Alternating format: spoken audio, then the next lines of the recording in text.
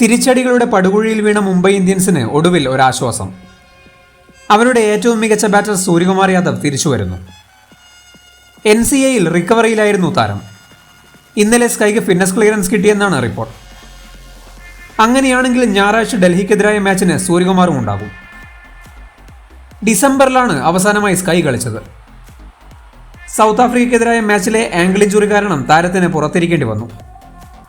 NCAയുടെ കടുത്ത മോണിറ്ററിംഗിലായിരുന്നു ഈ 3 മാസം.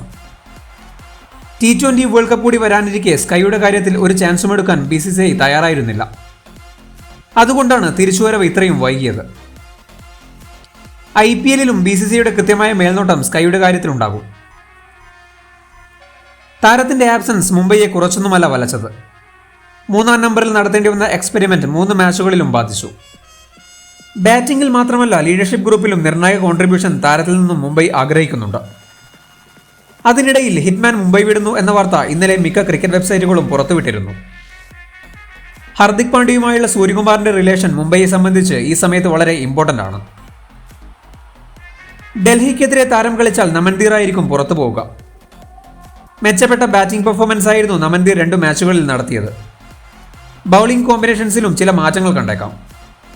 കളിച്ച 3 മാച്ചുകളിലും തോറ്റ മുംബൈ പോയിന്റ്സ് ടേബിളിൽ ഏറ്റവും താഴെയാണ്.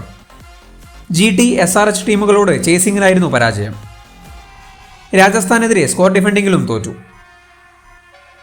വളരെ മോശം ഫേസിലൂടെയാണ് ഓൺ ദ ഫീൽഡും ഓഫ് ദ ഫീൽഡും മുംബൈ ഇന്ത്യൻസ് കടന്നു പോകുന്നത്.